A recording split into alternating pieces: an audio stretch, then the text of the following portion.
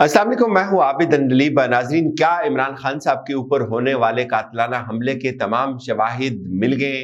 क्या तमाम कड़ियाँ आपस में जोड़ ली गई हैं? कुछ अहम तरीन इंकिशाफात हुए हैं। आज एक प्रेस कॉन्फ्रेंस हुई है, उसमें कुछ जो चीज़ें हकायक सामने आए हैं वो बड़े तेलखा खेज हैं, और उससे ये चीज़ बज़ाहिर नज़र आ रही है कि अब इस इमरान खान के ऊपर जो असैसिनेशन जो अटेम्प्ट थी, जो उनको कत्ल करने की एक कोशिश थी, इसके ताने बाने जो है वो कहीं लंदन से तो नहीं मिल रहे। तस्नीम हैदर की भी उस वीडियो टॉक को इसका हिस्सा बनाया गया है, उसको भी आज डिस्कस किया गया। लेकिन आज कुछ और बड़ी इंपॉर्टेंट डेवलपमेंट्स भी हुई। आज हाई कोर्ट में भी एक इंपॉर्टेंट डेवलपमेंट हुई, लेकिन पहले बात करते हैं इस इमरान खान के ऊपर होने वाले इस कत्ल की, इस कत्ल के मंसूबे की, कि ये मंसूबा कैसे बना, इसमें कौन कौन लोग शामिल थे और अब ये मामला किस तरफ जा रहा है। बहुत इंपॉर्टेंट चीजें खुलकर सामने आई हैं। एक तो इमरान खान साहब के ऊपर जो हमला हुआ है, इस हमले से पहले इस जो तहकीकात थी, इसको 3 हिस्सों में डिवाइड किया गया। एक के हमले से पहले जो है वो क्या हो रहा था, और एक फिर जब हमला हुआ और फिर हमले के बाद क्या क्या हुआ। तो इसमें जो सबसे दिलचस्प जो इंपॉर्टेंट फेज है, वो हमले से पहले का एक प्लॉट है पूरा, कि हमला होने से पहले एक बाकायदा तौर पर एक मंसूबा बंदी की गई, और उस मंसूबा बंदी में एक नैरेटिव कायम किया गया कि इमरान खान मजहब की तौहीन कर रहे हैं। और ये मजहब की तौहीन का जो माहौल था, ये जो रंग था, इसमें सबसे ज्यादा जो बढ़ चढ़ कर हिस्सा डाला, आपको याद होगा पीटीवी के ऊपर भी इसके टिकर चलवाए गए, बयानात चलवाए गए, मुख्तलिफ सियासी जमातों ने इसके ऊपर बहुत ज्यादा इसका प्रचार किया, कुछ सहाफियों ने भी कुछ ट्वीट्स की। तो बज़ाहिर चूंकि जाहिर है अगर उनको कत्ल करना था तो उनको उस कत्ल को किसी न किसी के जिम्मे लगाना था। तो एक जो मजहबी मुनाफरत का या एक मजहबी किस्म का उसको रंग देना था, तो उसके लिए वो माहौल बनाना या लोगों के जहनों में वो परसेप्शन क्रिएट करना बहुत जरूरी थी कि खुदा न खास्ता इमरान खान साहब ने कोई मजहब की तौहीन कर दी है।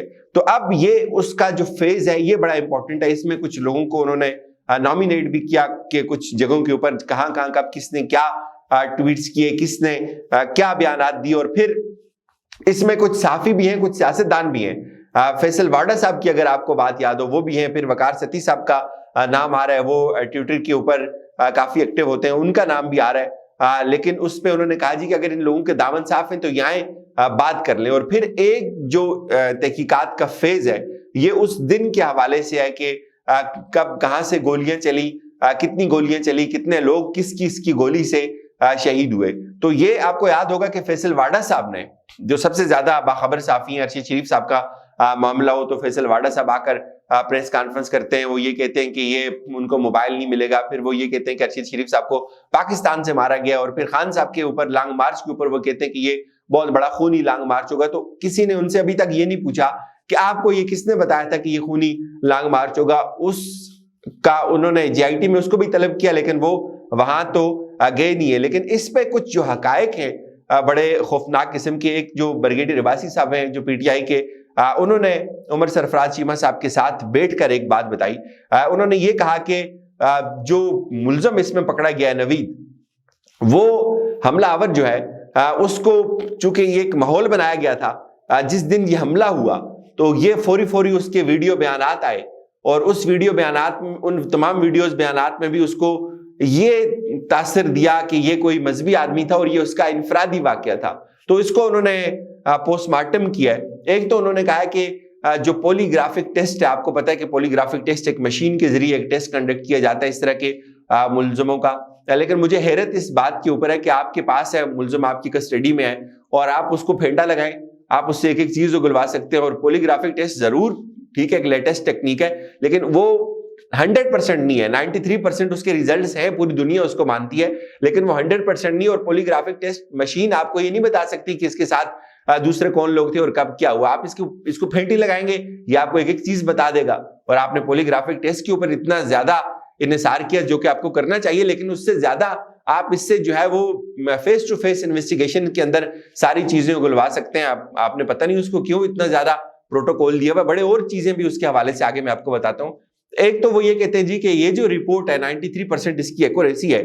इसमें उससे जब पूछा गया कि क्या आपने ये जो हमला था इमरान खान साहब के ऊपर किसी के साथ मिलके किया, वकास के साथ मिलके किया, तो वो ये बात कहता है कि हाँ जी, इसमें उसका जवाब जो है वो बहुत پازیٹیو ہوتا ہے کہ وکاس کے ساتھ کیا کچھ باقی لوگ بھی شامل تھے، اس پہ بھی مشین اس کو ڈیٹیکٹ کرتی ہے کہ ہاں باقی لوگ بھی اس کے ساتھ شامل تھے.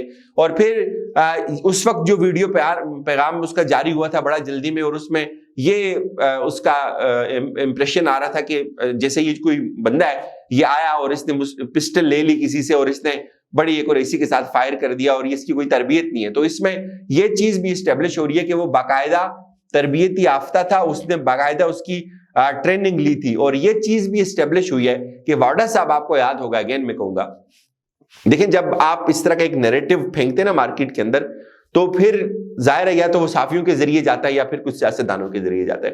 تو اس میں 2-3 چیزیں بڑی کلیئر یاد رکھیں کہ واڈا واز دا فرسٹ پرسن جس نے یہ کہا تھا کہ عمران خان صاحب کے گارڈز کی طرف سے گولیاں چلی ہیں، اور ان گارڈز کی طرف سے جو گولیاں چلی ہیں ان کی وجہ سے جو معظم تھا وہ شہید ہوا. لیکن جو JIT رپورٹ ہے، جو فیصل واڈا کی بیان کی اتنی اہمیت نہیں ہے جتنی اہمیت اس JIT رپورٹ کی ہے. تو وہ یہ بتاتے ہیں کہ جو گولیاں ہیں وہ عمران خان صاحب کے گارڈ کی طرف سے نہیں چلی. ان تمام کی جو فزیکل میچنگ ہوئی ہے اس میں بتایا جا رہا ہے کہ جو حملہ آور کچھ مزید تھے ان کی گولیاں چلی، ان کی طرف سے گولیاں آئیں. اور یہ عمران خان صاحب کا مذاق اڑایا جا رہا تھا کہ گولیاں اتنی کہاں سے آ گئی. تو بیسکلی ظاہر ہے جب آپ حقائق کو مسخ کر دیتے ہیں تو پھر اس طرح کا ایک فیک نیریٹو آ جاتا ہے، آپ کے لیے مشکل ہو جاتا ہے. تو حملہ آور ایک نہیں تھا، یہ چیز بھی اسٹیبلش ہو گئی، اس کی وہ باقاعدہ تربیت یافتہ تھا، یہ چیز بھی اسٹیبلش ہو گئی. اور پھر وہ یہ بھی بتا رہے ہیں کہ جو لندن میں اس کا جو پلان بنا تھا، ایک بیان آیا تھا ایک ایسے شخص کی جانب سے جو خود یہ دعویٰ کرتا ہے کہ اس کا تعلق نون لیگ کے ساتھ تھا.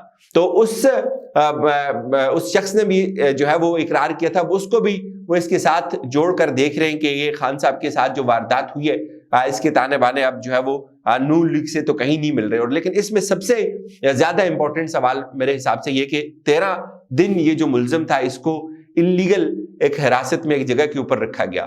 یہ سب سے اہم سوال ہے اور عدالت بھی یہ سوال پوچھتی ہے. لیکن حیرت اس بات کے اوپر ہے کہ پنجاب کے اندر تو خود حکومت ہے پرویز الہی صاحب کی، تحریک انصاف صاحب کی حکومت ہے، عمران خان صاحب کی حکومت ہے تحریک انصاف کے ساتھ مل کے. تو وہ یہ کیوں نہیں بتاتے کہ یہ 13 دن اس ملزم کو کہاں رکھا گیا؟ اور اس کو یہ جو طوطا تھا اس نے تو سب کچھ اگلنا شروع کر دینا. اس کو اگر آپ 2-3-4 لگائیں گے تو یہ آپ کو ایک ایک چیز بتا دے گا.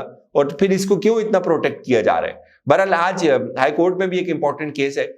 کیس یہ کہ جو توشہ خانہ کا معاملہ ہے، 1947 سے آج تک جتنے بھی صدور ہیں، وزرائے اعظم ہیں، ان کو جو جو کچھ ملا ہے وہ بتایا جائے. لیکن اس پہ جج صاحب نے بڑا امپورٹنٹ سوال کیا ہے، گل حسن صاحب نے. انہوں نے کہا کہ باقی لوگوں کو بھی اس کے اندر شامل ہونا چاہیے، صرف وزیر اور وزرائے اعظم اور صدر کے لیے نہیں ہونا چاہیے. باقی جو اسٹیٹ کے بڑے لوگ ہیں، آرمی چیف بھی ہوں، ان سے بھی پوچھا جائے کہ آپ کو جتنے تحفے ملتے ہیں وہ کہاں جاتے ہیں. اور آپ کو یاد ہے یہ سوال ارشد شریف صاحب بھی پوچھتے تھے. اجازت دیجیے، اپنا خیال رکھیے گا. خدا حافظ.